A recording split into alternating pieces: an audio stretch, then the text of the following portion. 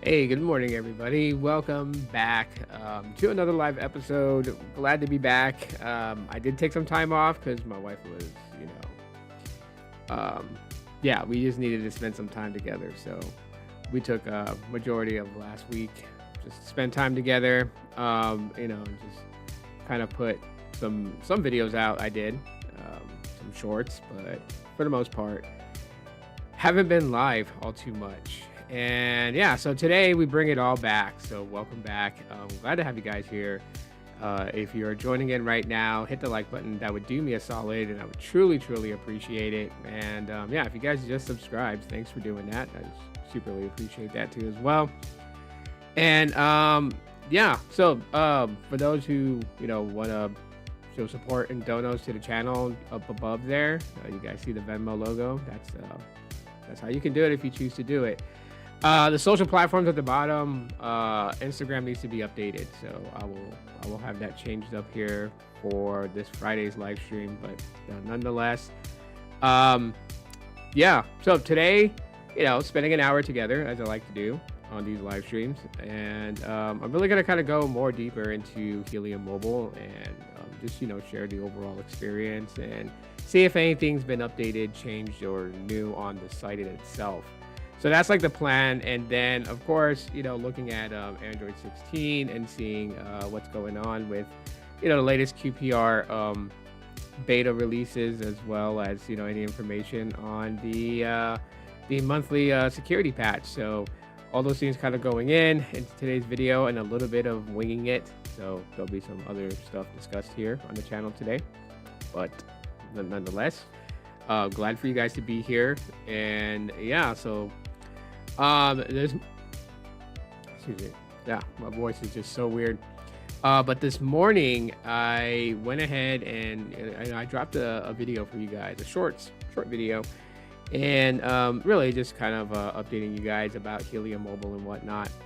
My daughter and we switched sims, and God bless her soul, she's patient with me because I'll just be like switching out services and having her use one of my services for, to be in contact with for in case of emergencies and stuff like that. She really doesn't give her number out to her friends.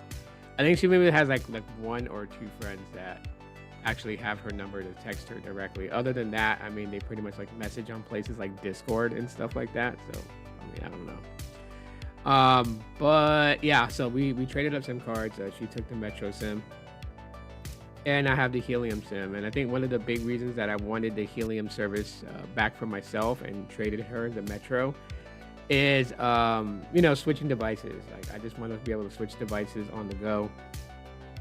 And with Helium, you don't have to do a whole lot. You just pop the SIM out, pop it into another phone. So that works out. Helium Mobile is not my primary service provider. It's not my primary SIM. It's like a secondary backup SIM. So no, it works out. I have it currently right now. It's in my Pixel 7, and it's going to stand there for a little bit more time, unless I'm going to review another device on the second channel, is when I'll move the SIM over. As far as like my primary SIM, that stays in my Pixel 10, which is my primary device. I'm just going all in on the Pixel 10, right? Spent the money on it, so might as well just make it my main daily driver. Of course, between that and my Pixel 9a, like I've said, my Pixel 9a is the more favored device, but that's here or there. Yeah, so for the most part, I mean, people are still a little bit curious about Helium Mobile. I mean, Helium Mobile is pushing to grow. As I've watched this company just kind of like just start off in the very small. I mean, I was part of their I was sponsored by them for the year of 2024. Most of you guys that subscribe to the channel because of the Helium content that I was posting, and you guys use my promo code to set up services, like you guys already know, I had a promo code for you guys, but I gave you like a month free. Right now, I'm not in any current business dealings with Helium Mobile at all whatsoever, and I don't know if we're gonna have one in the foreseeable future. That really depends on that company. If they reach back out to me and they want me to run some sort of promotion with them, I'd be more than happy to. But for right now, I'm just a casual that's using the service. And for the most part, the service is pretty decent and pretty good. Isaac, what's up, man? Glad to have you here. It's pretty decent. I have no complaints over Helium Mobile and what their offerings is. They have 3 plans, and then that's just basically it, right? There's a 0 plan, which is absolutely free. It doesn't cost you anything, and it is the lower tier plan of all. So if you need like a backup burner phone, which is maybe a couple of minutes to make emergency phone calls in case your main device runs out of battery and you have to plug it in and charge, you can always set up what they call the 0 plan on another phone as your backup phone in case of emergencies. You do have to use the service though. So in a 30-day span, to make this clear with people, because some people were just asking, like, they got the 0 plan service from Helium Mobile, and they didn't touch it, they didn't use it, and when they needed it, service was turned off. The reason why is because you do have to use some sort of usage, right? So like, in the 30-day window, at least use 2 gigabytes of data on it, at least send like 15 text messages, at least make like 2 or 3 phone calls at like 5 minutes each, just to show some sort of usage, because that's how they don't want a bunch of accounts that are just dead accounts with no activity at all whatsoever. So if you do some sort of usage on the 0 plan line, that if you decide to get one, it lets them know that it's being used, and so they won't shut your account down. Of course, away from that, you have their cloud plan, which basically is like 10 gigs of priority data, unlimited talk and text, and that plan goes for like $15 a month.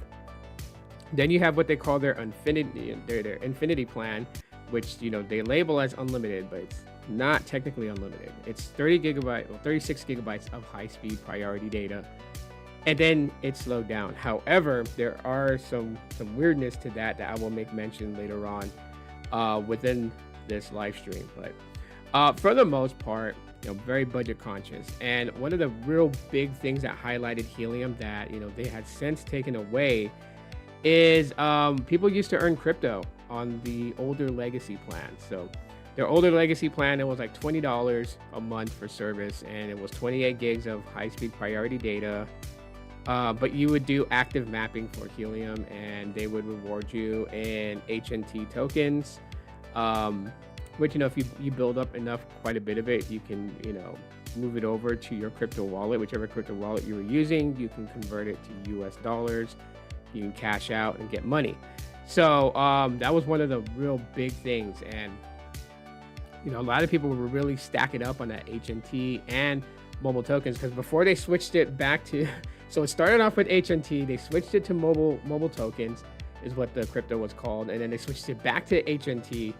It was just so weird, and now that's completely gone. Like, people that they use Helium Mobile service, they will earn cloud points for doing certain things while being a customer of Helium Mobile. And it's kind of strange, but I'll explain why they switched it over to cloud points. Unless you guys are subscribed to Stetson Doggett, then you guys probably saw his interview with one of the team members of Helium Mobile, and she explained it. But I'll just reiterate what she said to save you guys time from clicking all over the place. But new customers that were signing up with Helium Mobile weren't heavy into crypto. They weren't heavy into mining crypto. They weren't heavy into the world of crypto. So a lot of them really didn't understand like how all this worked. Mind you, not a lot of them had crypto wallets. Not a lot of them knew how to transfer. I mean, if you're not following cryptocurrency, it could be a little confusing and tedious to do the things that you could just simply do with the banking app, right? Like, if you have a banking service, say Bank of America or Chase or whatever, right? And you have a checking account, you have a savings account, you can just easily go in your banking app and just move funds from your checking to your savings. And it's like maybe a less than 5-minute process to do that. Whereas like with Helium Mobile and dealing with crypto, you would earn the crypto and you had a Helium wallet. But then there was another app on the Play Store and on the App Store that was known as a Helium wallet. So it was confusing people because you couldn't just convert your crypto tokens from like within the Helium app and then cash out, right? You couldn't do it that way. You had to, first you had to purchase Solana coin, and you would need some of the Sol coin in order to do these transactions, to be able to transfer the HNT tokens and the mobile tokens and move it over to another crypto wallet that allows you to do a conversion. And so there was that, and you needed a Sol coin or Solana coin to do that. And then from there, you would have to do the conversion. And then from there, if your crypto wallet, gave you like an actual debit card or whatever, you can pull funds out that way. Or you would just have to transfer the funds from your crypto wallet to your banking account. And that was so confusing for a lot of people. And so the way that Helium did things now, where everybody can still be rewarded, is they have the cloud store, and you earn cloud points for completing various tasks. And those cloud points you can spend on, gift cards and stuff like that. Like, I already know, because I spent some of my cloud points that I earned, I spent it on some Amazon gift cards. I think the first Amazon gift card I got was like $50. And so then I applied that $50 to my Amazon account, and then the second and third one were in the amount of $25 each. So total was like, $100 basically out of the cloud points that I've earned. And there's there's various different ones. Like you can use your cloud points and buy gift cards for DoorDash or Uber Eats, Airbnb. You can use your points to buy a gift card in Airbnb, which if you're going on vacation to travel, if you built enough cloud points, you can earn enough to maybe take off 20% off your rental for an Airbnb, or maybe even pay for the entire thing if the amount of funds that you get from the cloud points covers what the cost is to rent an Airbnb. Like, there's so many different things that you could trade in your cloud points for those gift cards. And it makes it simpler because people that are not into crypto don't have to learn how to maneuver crypto coins and tokens. They don't have to, learn about that. They don't have to deal with all that. They just simply earn cloud points. And then for those people who were earning, crypto and were actually using crypto to pay for things like DoorDash or any of that type of stuff, well, you still can, because you can just use your cloud points and buy the gift cards. So, but for the diehard crypto people, I see why they're frustrated, because there was, in their eyes, there was more value in earning HNT. Because if you're playing in the world of crypto, you know that you can cash out and trade your crypto for various different types, right? So if you built up like $10,000 worth of HNT, you can probably switch it over to Ethereum, right? Maybe better exchange rates. You can go to Ethereum. You can switch it over to Bitcoin, dark coins, and all the various different crypto coins that there is out there. And you can use that crypto to buy that other type of crypto, or convert it, however you want to do it. And yeah, it's just money management, where you kind of cut out the middleman, you cut out the banker and everything like that, right? You are the banker, so you are in control of your funds and your money and stuff like that. And of course, everyone seeks to really tap into Bitcoin, because Bitcoin has the most value behind it. I think the last time, and it's not accurate, so don't think that it's the value of it today, but the last time that I even checked what the value of Bitcoin was, and it was sitting at, I believe, over 100,000 for one Bitcoin. So they just wanted to make things more simplified. And of course, the old school diehard, Helium customers that joined up because of the fact that it was the world's first, mobile phone service that dealt with crypto. I mean, that just had people sold.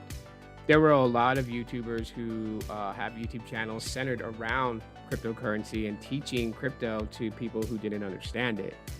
And they signed up for Helium Mobile. They were, part of the movement of what it was then. And today, some of them are still upset about it. Some of them have, they're like, okay, they're going to make changes. Like any company, a company's got to make changes to survive. Any company that stands still on the same old model is doomed to fail. That's the truth behind business. Um, because Helium wants to get more customers. They don't want to just get the crypto guys. It's kind of like the same thing like Google Pixels, right? Like Google Pixel disbanded Team Pixel. They stopped focusing on what the nerds wanted, and they started to broaden their reach to social influencers to reach the casual phone users. And so they're gaining market share based on that move. Now, a lot of the tech nerds didn't like that, and a lot of them even abandoned Team Pixel. Like they were just like not hyping them anymore like they were when they were part of Team Pixel and it was so nerd tech focused. Yeah, Helium's doing the same thing. They need to position themselves to attract, non-crypto nerds and to just get the casual people. That's the whole end goal, right? Like they got to make money. They just have to. They just have to get customers. They have to start making money. Because one, they're funding the cloud points, right? It's coming out of their pocket. And then two, they do have to pay T-Mobile a annual licensing fee to use T-Mobile's network. So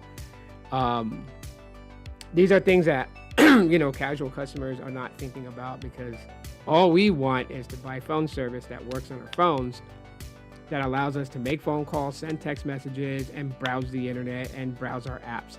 That's all we care about. We don't care about what licensing fee does Helium Mobile have to pay to access T-Mobile's network. Like that's a them problem. That's not a user problem. That's a them problem. So we let them pretty much deal with that.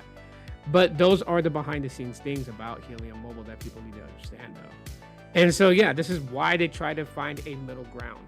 A middle ground that allowed those people that pretty much understand crypto, pretty much understand like the aspects of it to, understand how this works. And then for the casual person who doesn't care about crypto and all that stuff, to be able to still find value and feel like they're a part of something cool instead of feeling like they're exiled because they don't know crap about crypto.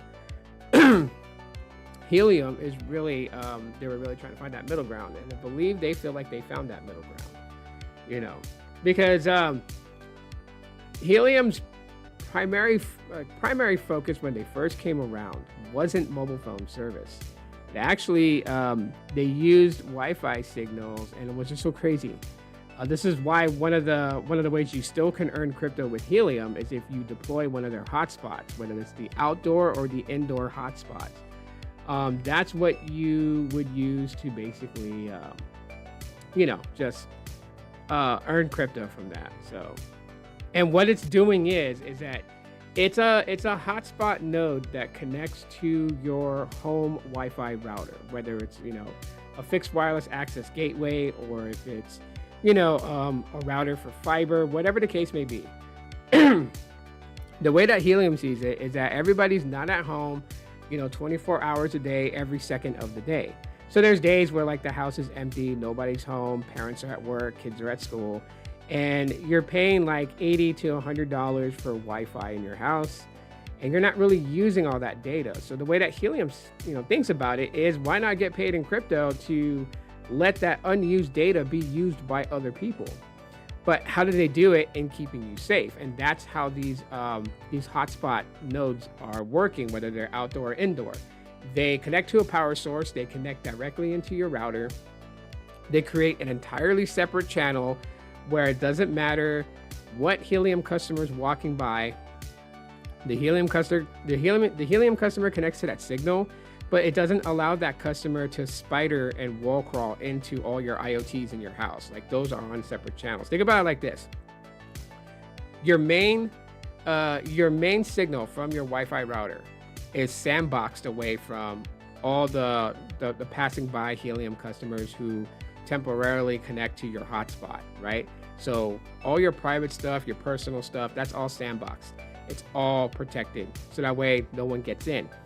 And the only way that Helium customers can get in is, one, you have to be an active Helium mobile customer. You have to have the Helium app downloaded onto your phone, and you have to have installed the connection certificate that allows these hotspots to know you are an active Helium Mobile customer, so you do have permission to connect to that signal, which takes you off the T-Mobile network.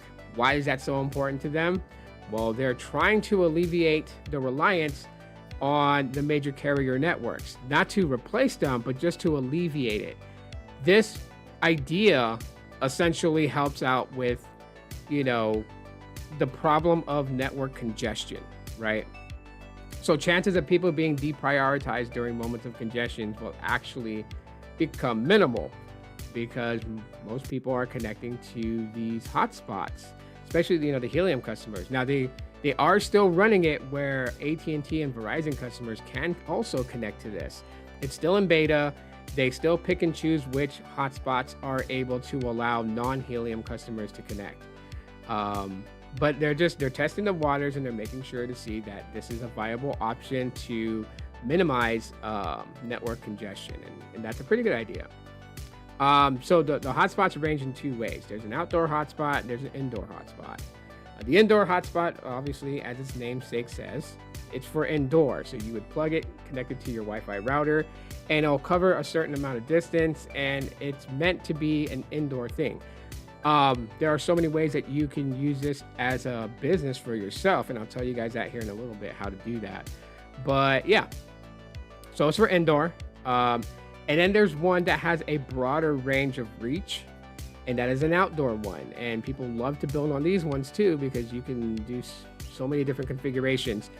And yeah, it's for people passing by on your block, walking by their Helium customers, and they actually connect to it. And for the time that they're within that vicinity, as long as they're within range of the outdoor hotspot node, they are running off, your signal that you're providing to them rather than T-Mobile's network.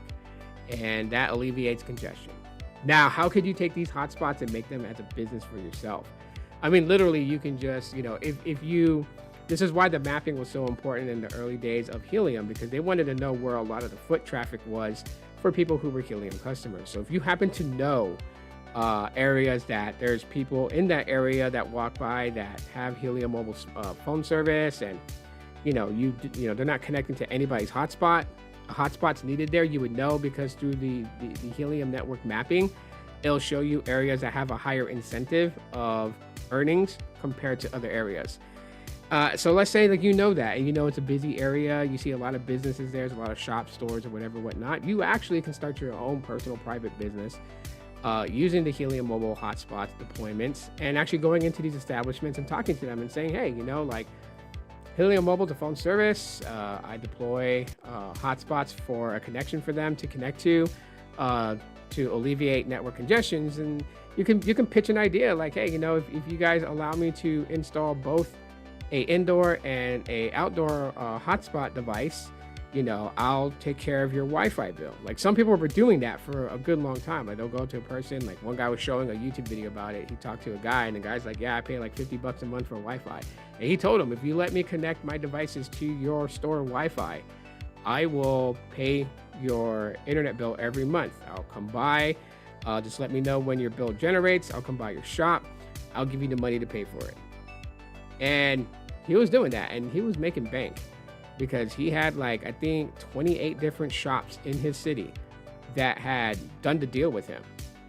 And so he connected like, one indoor hotspot and like 4 outdoor hotspots on their establishment to cover a broad radius. And so, yeah, he was banking on it, because after the POC was pretty much done, which is a proof of coverage to Helium Mobile, then like daily, on one of the hotspots, he was making like $60 to $100 a day.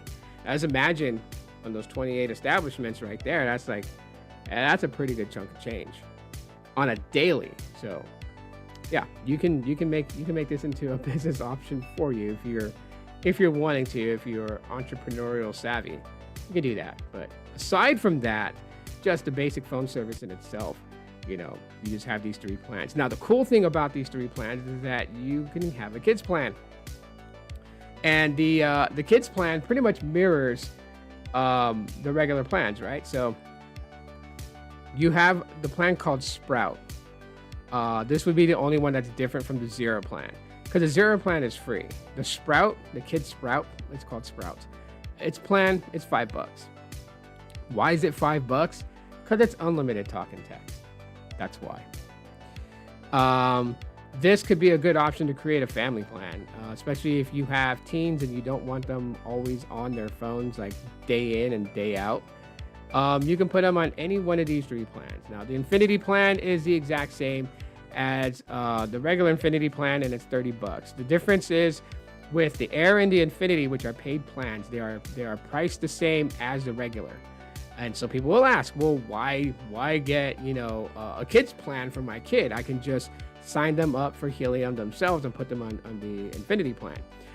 With these 2 paid kids plans, which are just mirrors of the actual Helium plans, it allows the parent line to be able to see data usage, text usage, how many phone calls they're making. It allows you to just basically see what your kid is doing with their phone. That's the difference. So like my youngest son has the Sprout plan. So he's on unlimited talk and text, and he gets 3 gigabytes of data. And it's worked out perfect for him because he was already building up a addiction to always being on his phone. So he still, he would still be on his phone like a lot. And, I didn't want him doing that, like when we went out to dinner and stuff like that. So now that he knows that he has a small amount of data, he doesn't use his phone a lot when we're out and about. When we're at home and he's hanging out in his room, he'll get on his phone and he'll, play Roblox or something, right? And he's on the home Wi-Fi, so he's not burning his actual data. So it just kind of works out with control. Do they still do the mapping? No, they don't do the mapping anymore. Like they completely changed from doing that. So there is no more mapping. They don't need mapping. Mapping has pretty much done what they needed it to do. They have an idea of places where they could incentivize somebody for deploying a hotspot. So they don't do the mapping thing. The crypto is gone. You're not earning crypto anymore. That has been gone since last year. And they have converted people over already. Most people have converted over to the Infinity plan. Most people that's still on the old legacy plans will eventually get pushed over. So you'll have to make a choice whether. I think actually what last that I saw from their blog was, if you don't choose which plan you wanna migrate to from the legacy plan, they will auto default you to the Air plan, which is a 10 gigs, $15.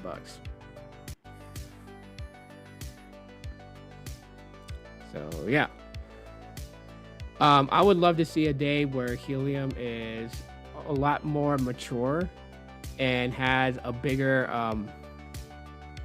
subscriber number, because I'm sure they could probably up the Infinity plan to like 50 gigs, which is a possibility. People, it may never change. It may stay at 36 gigs, but it'd be nice to see it move up to 50 gigs for $30 a month for that price. The thing is like, you have companies like Mobile X that's recently done something similar. They've went in and I think it's only on their bundle plans that they're giving 50 gigs of high-speed data instead of 30. If you go to month by month, I think it's still $25 for 30 gigs of data.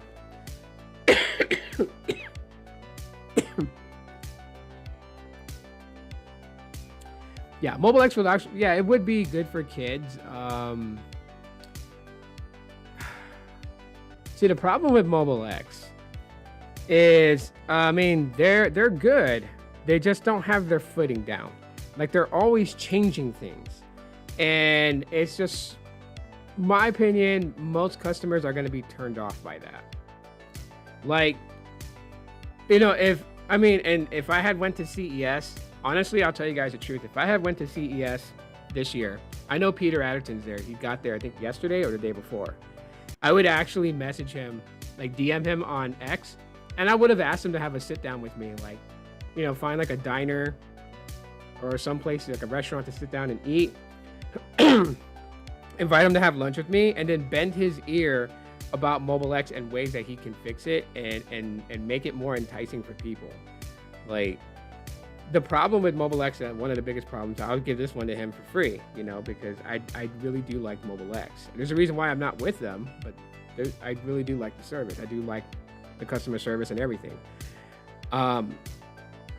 They make so many changes, and like customers are gonna get aggravated. It doesn't matter if the changes are good. Sometimes there are people who just want things left alone, like leave it this way for a year type thing. Because there's always different types of customers.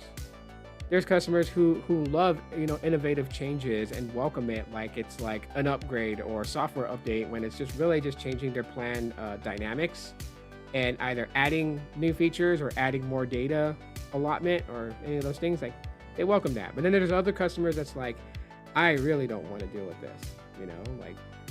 I opted to go on the 30 gig plan because I don't go over 30 gigs, and here I am, being told that I'm getting 50 gigs, and so now I got 50 gigs, but what are the chances that they're going to take that 50 gigs away and bring it back down to 30, right?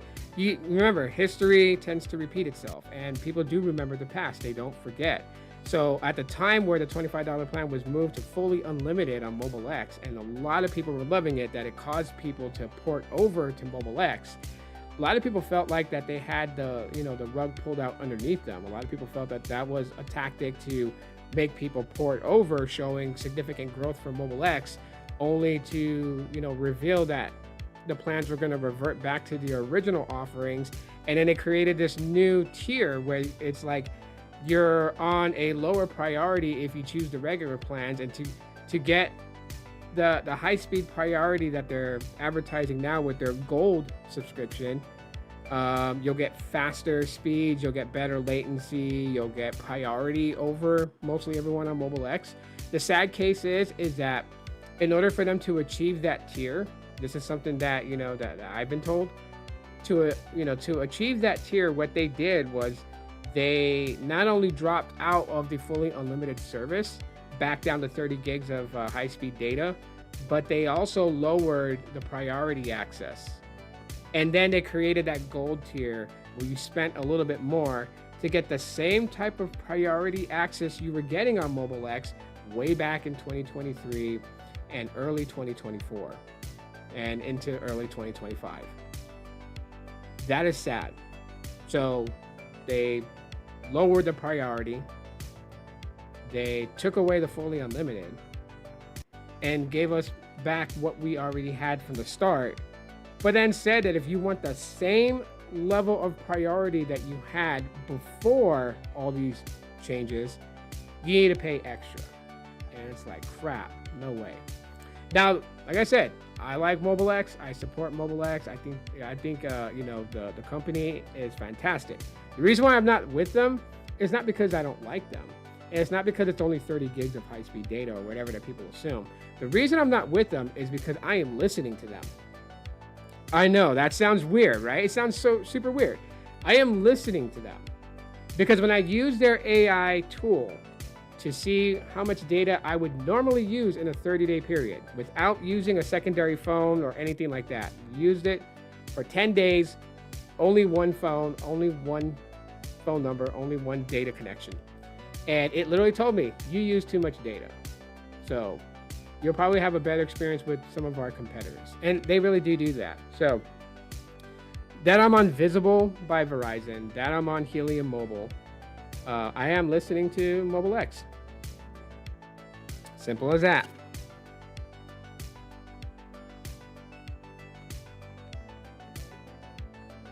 However, these plans right here, excuse me, I am not feeling well today. I know I'm coming down with something. I can already tell. I can feel it in my whole body. So I'm trying to fight through and get through this. But with these plans, it allows you to really see what your kids are doing and how much time they're spending on phone calls and how much time they're texting and stuff like that. You really can keep track of that, and that's what the whole purpose of these kid plans are. So even though they mirror the main plans, right? The zero plan, the cloud plan, and the infinity plan. That's the only difference. And you can see it right here. It's been saying it right in front of you guys the entire time. Parental oversight. That's the difference. That's why me having Helium mobile service, rather than just getting my son the zero plan, because he doesn't do a lot of texting or phone calls, so he would actually make it on the zero plan. But the reason I got him the Sprout plan is because on the zero plan, I wouldn't be able to see what he's doing unless he gives me access to his account. I can see what he's doing now because he's on the Sprout plan, which gives me parental oversight. So when I'm in, let me make sure it's not going to show any private information. It's pretty cool though, with the Helium mobile app. Let's go into usage. Oh yeah, cool. Yeah, it's not going to show anything. All right, let me, there you go.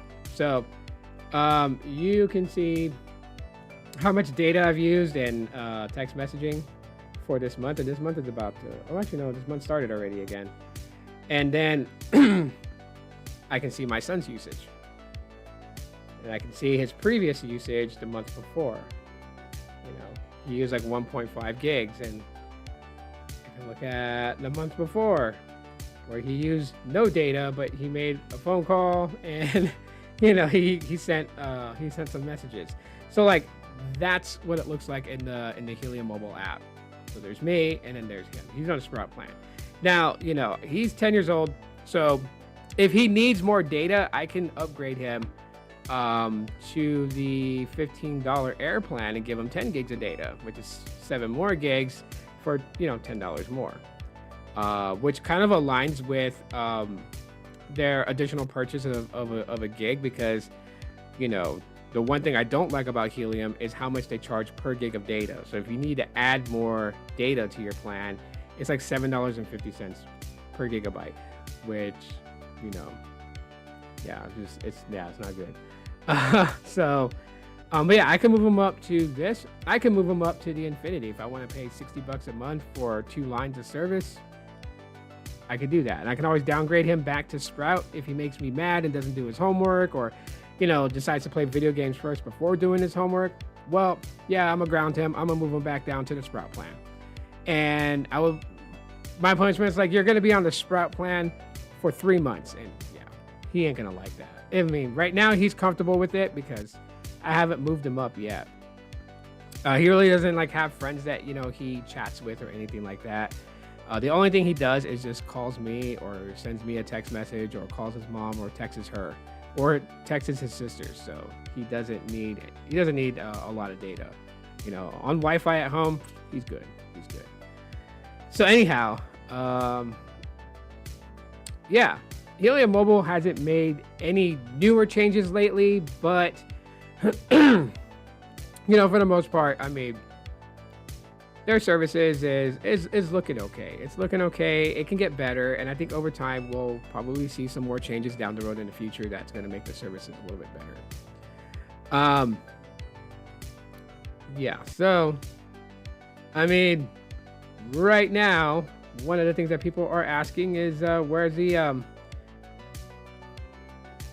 latest software update for, you know, Pixels. I haven't gotten any, so if anyone's asking, like, did I get a January security patch update? No, I have not, and I don't know why. I'm not entirely sure why. No one really has the answers why. I've been searching on the internet and haven't found anything. I've looked at the QPR betas, and yeah, nothing new on there. So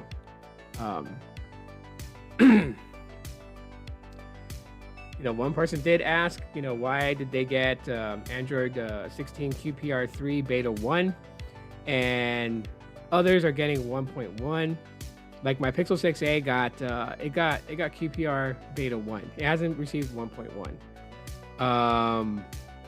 My Pixel 7 is not on beta. It's on stock Android, so I'm just gonna leave it there on that. But my Pixel 10 did get beta 1.1, which was released on December 23rd. It fixed a couple of bug issues, and so let's open this in a new tab and see what that issue was. If it wants to load. Sorry if you guys hear construction going on. They're doing some sort of construction out there. It's so crazy. But anyway, so this ticket was about app crashes. So yeah, the tick.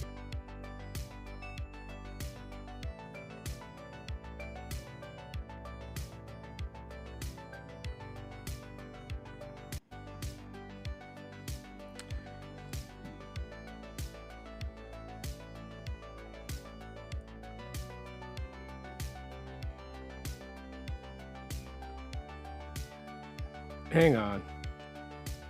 Um,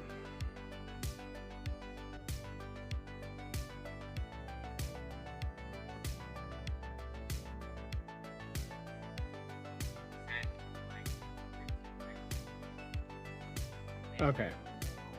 That was so weird. Power crashed. For anybody that wanted to know, the power just like blipped. So it killed the live stream. But thank God OBS allows me to just go right back in and continue streaming. So hold on, let me get the chat pulled back up because it resetted my entire PC. My gosh, man.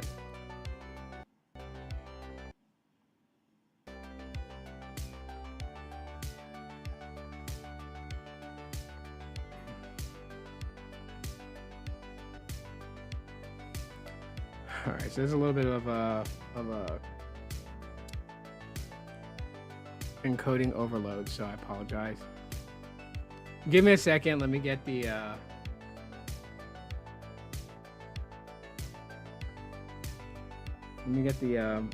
chat back up. Oh no, that so totally sucked. No, I don't want to restore everything. Give me one moment.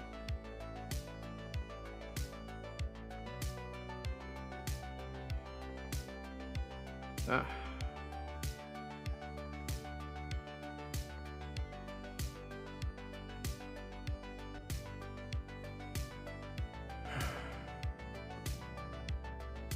I gotta get the chat back up. I can't see anybody.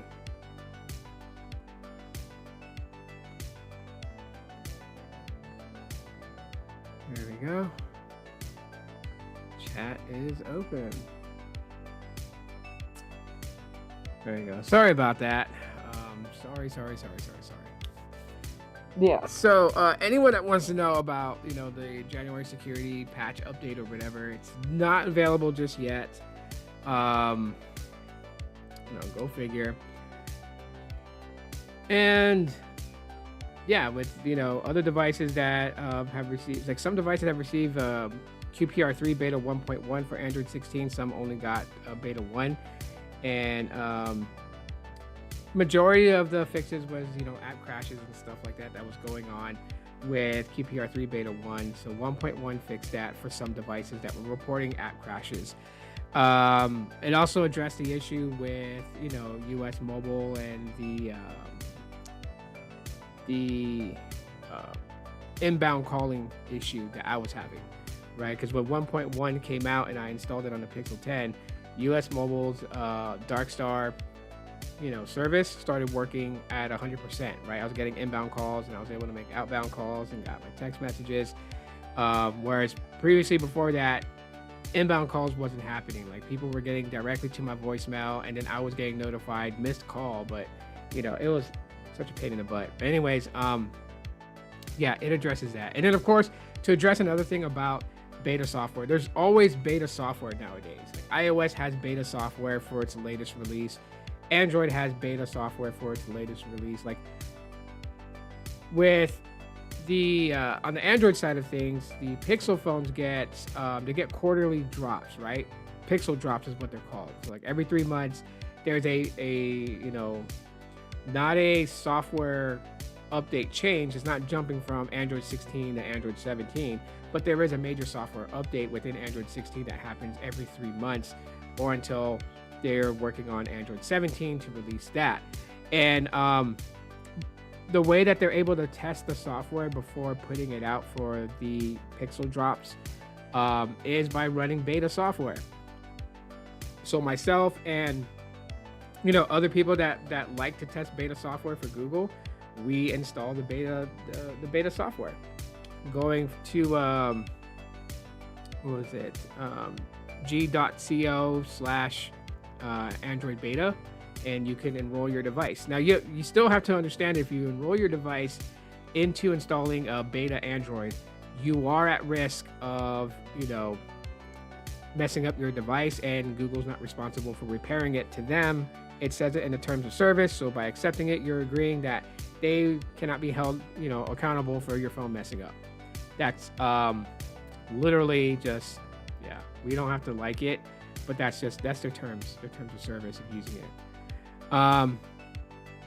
Yeah, so there's still beta software. So, Android 16 is fully rolled out. It's been rolled out for a couple of months now. And we are on the dawn of Android 17, which will be discussed this Friday on the live stream.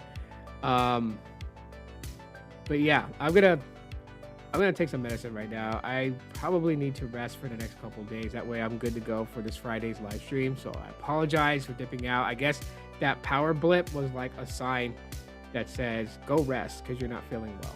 So I'm gonna go rest. But I did want to get the main part out, which was Helium Mobile. And thank God that got out before the power blip happened and the stream crashed, because that would have totally sucked. I'm sorry, if today's podcast wasn't like super exciting. I'll try to make it exciting on Friday. Just let me recover and get better. Because I'm just in the beginning stages of feeling sick. And it just depends on what it is. But I just think it's just a cold. Just because the way that Phoenix is, it's like hot in the day and cold at night, right? Like it can get up to like 80 during the day. And then at night, it gets down to 47. That's, a significant difference in weather temperature outside, and can make anyone feel like how I'm feeling: raspy voice, throat burning, congested. So yeah, it's probably a cold or like, sinus infection or something like that. If it's a sinus infection, I'll know, because I'll definitely go to the hospital to get that pretty much, told. But yeah, so yeah, just stay tuned. Friday there'll be another live stream. There'll be some more videos coming out the rest of this week. There's more videos coming to the Pixel Sideload, so also be on the lookout for that. And thank you to everyone that's been subscribing to it. I think we're sitting currently at 21 subscribers on the channel, so we're getting close to there, to where I can do some mobile live streams on that channel. So that'd be kind of cool, because I have some ideas that I want to do, but I want to do it in a live stream.